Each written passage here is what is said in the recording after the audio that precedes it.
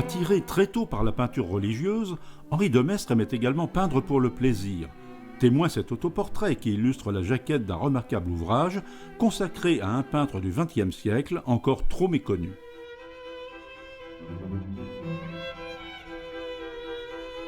Très jeune, élève aux Beaux-Arts de Paris dont il regrette l'académisme, mobilisé en 1914, blessé 2 fois et fait prisonnier, c'est en captivité que naîtra sa vocation pour la peinture religieuse.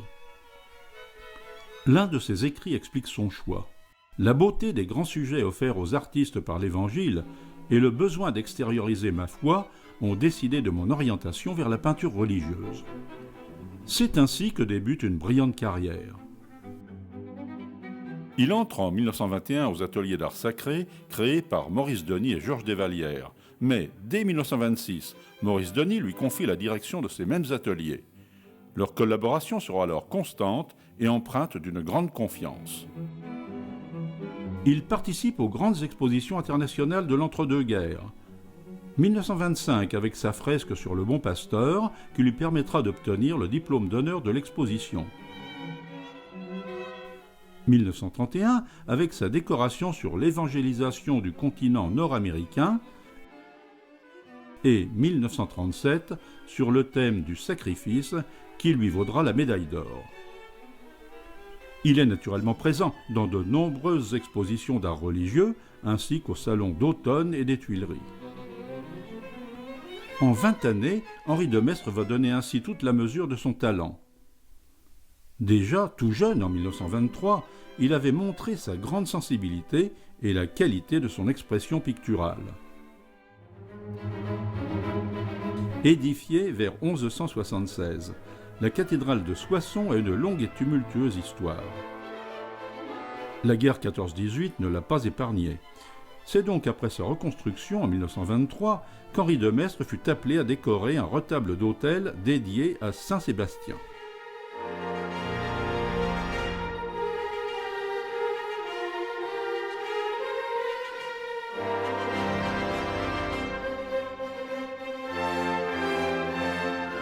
À propos de l'art religieux, Henri de Maistre s'interrogeait. Comment concilier l'abstraction et l'intelligible ? L'important, disait-il, sera toujours de faire œuvre de sincérité, sincérité de l'intention, de la matière et de l'expression religieuse.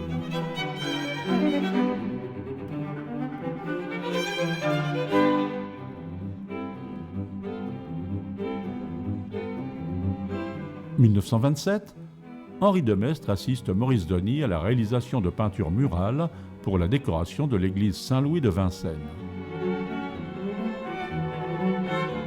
En 1931, il intervient dans le cadre de l'exposition coloniale internationale.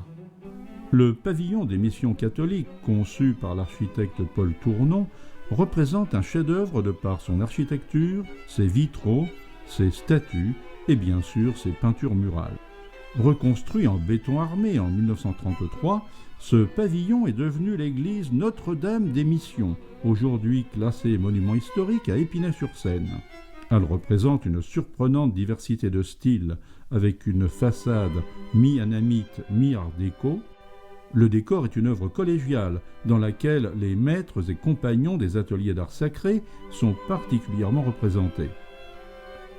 Pour Henri de Maistre, il s'agit là de sa première grande réalisation en tant que directeur et donc responsable de l'organisation de ce chantier. Personnellement, il a produit une décoration de dimension représentant l'évangélisation du continent nord-américain au XVIIe siècle et plus spécialement une scène représentant les jésuites martyrisés au Canada par les Iroquois. Avenue Daumesnil, dans le 12e arrondissement de Paris, l'église du Saint-Esprit, construite entre 1928 et 1935, s'inspire dans son concept de Sainte-Sophie d'Istanbul. Elle est inscrite à l'inventaire des monuments historiques depuis 1979. Sa décoration évoque l'histoire de l'église du 1er au XXe siècle. Elle fut confiée à différents groupes d'artistes, dont celui des ateliers d'art sacré. Dans l'abside centrale, Maurice Denis a composé une descente du Saint-Esprit sur les apôtres réunis autour de la Vierge au Cénacle. Georges Desvallières fut chargé du chemin de croix. Sur concours, les ateliers se trouvèrent missionnés pour décorer la chapelle des Martyrs, correspondant à l'histoire de l'Église du 1er au 5e siècle. Henri de Maistre en a assuré la maîtrise d'œuvre en faisant appel pour 2 décorations à Pauline Pugnet, Yvonne Soutra et Germaine Leclerc. L'édifice lui doit personnellement 2 fresques. La première évoque le martyre de Saint-Pierre et Saint-Paul, le premier crucifié la tête en bas et le second décapité. L'autre fresque, liée à l'histoire de l'Église du IVe siècle, nous montre Constantin, le premier empereur converti au christianisme chevauchant. Tandis qu'en haut à gauche, on remarque une illustration du concile de Nicée condamnant l'hérésie d'Arius et fixant les articles du credo. Sont également représentés les pères de l'Église, Saint Grégoire, Saint Hilaire et surtout Saint Athanase d'Alexandrie qui réfute du pied la Thalie, œuvre d'Arius, sans oublier Saint Jérôme et Saint Martin de Tours. Dans les bâtiments de l'école Saint-Michel de Picpus, toujours dans le 12e arrondissement de Paris, se trouve une chapelle réaménagée en 1980. Henri de Maistre a de nouveau été désigné en tant que maître d'œuvre de la décoration complète du lieu de culte, ceci en 1934. Il s'est agi d'un important travail collectif, Henri de Maistre ayant réparti les tâches entre 12 compagnons des ateliers. Dans le souci d'unité, il leur propose une maquette peinte de l'ensemble. Il s'agit de 12 grands vitraux rythmant les 12 mois de l'année et leurs grandes fêtes liturgiques. Un chemin de croix en bandeau continu sur les murs et 4 petits panneaux peints complètent l'ensemble. On doit principalement à Henri de Maistre le vitrail de la Résurrection et les stations 6 et 7 du chemin de croix.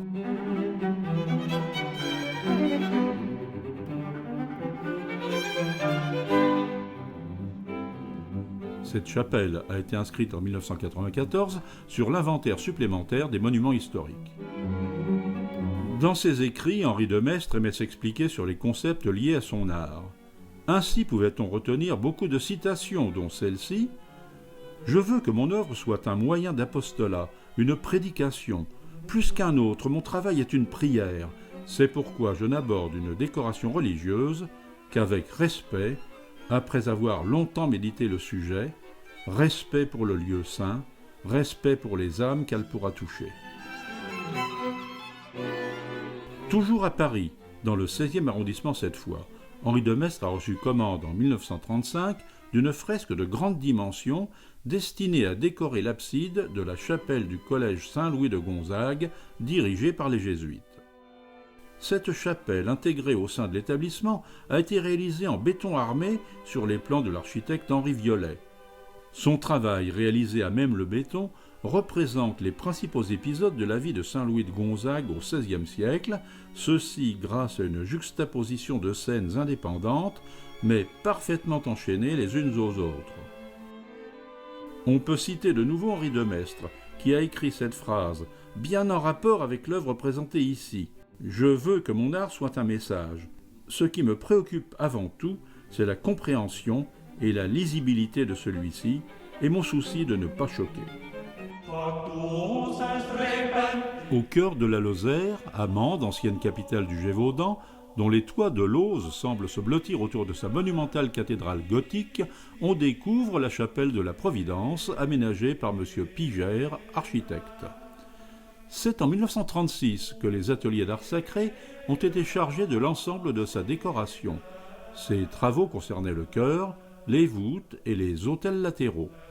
De nouveau, Henri de Maistre, s'entourant de 7 compagnons des ateliers, a assuré la maîtrise d'ouvrage.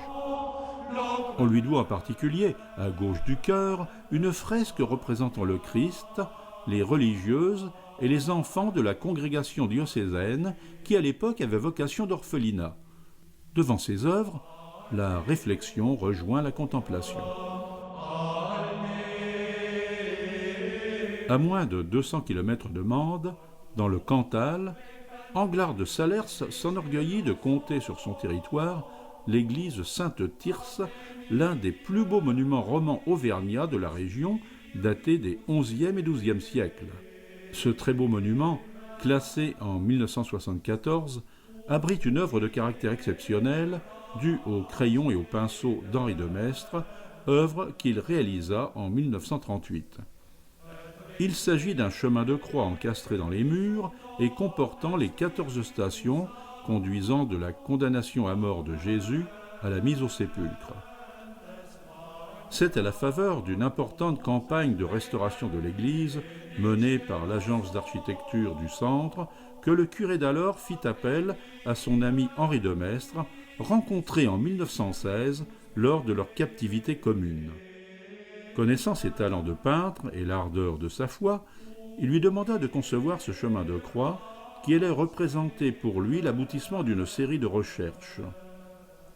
Comme pour chaque décoration religieuse, Henri de Maistre s'est imprégné du lieu et de textes bibliques. Ses notes de travail nous révèlent qu'il a trouvé son inspiration dans divers passages du livre d'Isaïe.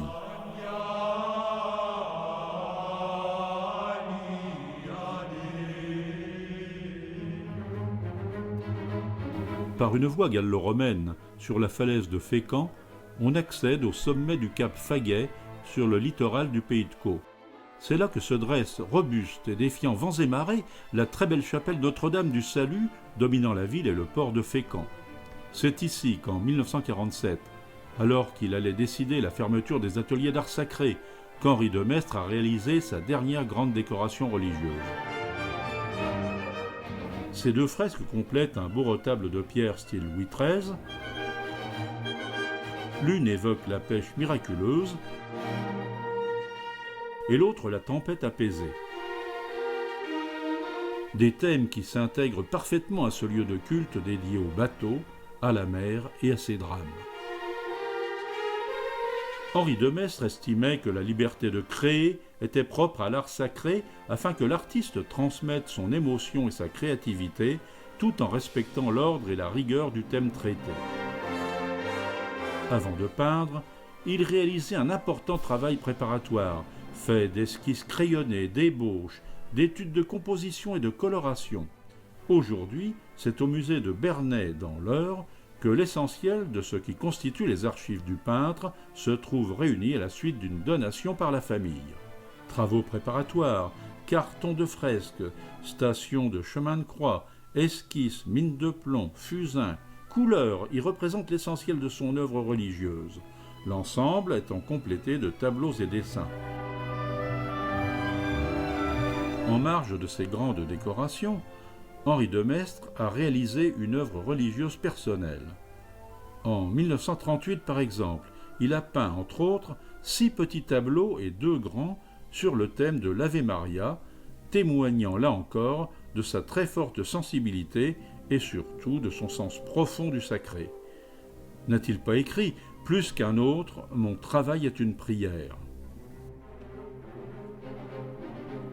Bernay et son musée riche en collections de faïences et peintures françaises, situé dans un magnifique écrin de verdure, représente une étape importante sur la route des abbayes normandes et sur le parcours d'Henri de Maistre, qui passa son enfance au domaine familial de Beaumesnil tout proche. Beaumesnil, représenté à Bernay par une gravure, a été traduit sur la toile par Henri de Maistre. Voilà qui ne doit pas nous faire oublier qu'à côté de l'art religieux, Henri de Maistre a produit bon nombre de peintures profanes, le plus souvent paysages et natures mortes, mais aussi bouquets, portraits ou scènes de la vie familiale. Admirateur de Vuillard et Bonnard, proche des peintres de la réalité poétique, son œuvre est celle d'un peintre d'une grande sensibilité aux beautés de la nature. Ses tableaux furent exposés tant à Paris qu'en province. Son œuvre de jeunesse se situe de 1920 à 1930. Mais en 1930, à la faveur d'un séjour en Italie, Henri de Maistre découvre la plénitude, l'harmonie, la science des grandes compositions.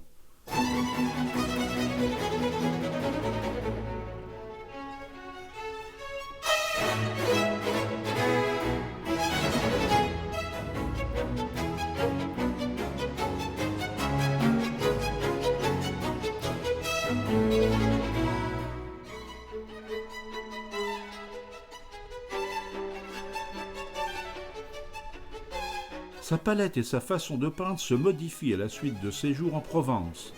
Un style bien personnel s'affirme.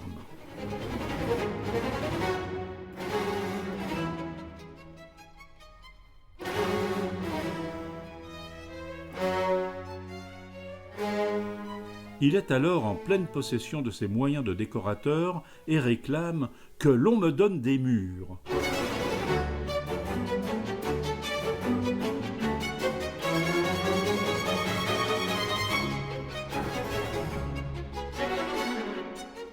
En 1925, il assiste Maurice Denis, comme ce fut le cas pour la décoration de la coupole du Petit Palais, et répond aussi à des commandes de décoration profane, comme ce fut le cas au château du Molinel, la Pommeraye, Froidemont, Bracieux, Hattonchâtel ou Filorval. L'œuvre profane d'Henri de Maistre est présente dans plusieurs musées, tels Bagnols-sur-Cèze, Beauvais, Boulogne-Billancourt, Brantôme, Céret, Collioure, Montpellier, ainsi qu'au musée Maurice Denis à Saint-Germain-en-Laye. On retrouve un grand nombre de ses œuvres dans le très bel ouvrage consacré à Henri de Maistre, Un peintre de la sensibilité ordonnée, une expression du peintre lui-même. Publié en 2003 sous la signature de Denis Laval, conservateur en chef du patrimoine, inspecteur général des monuments historiques, ce livre d'art met en lumière toute son œuvre. Il se termine par cette belle phrase d'Henri de Maistre. C'est un réconfort pour un artiste, une cause de joie, mais aussi pour lui, obligation de sincérité et d'humilité, de penser que sa prière, à laquelle peuvent s'unir tant d'âmes, se prolonge dans le temps, aussi longtemps que les murs demeurent.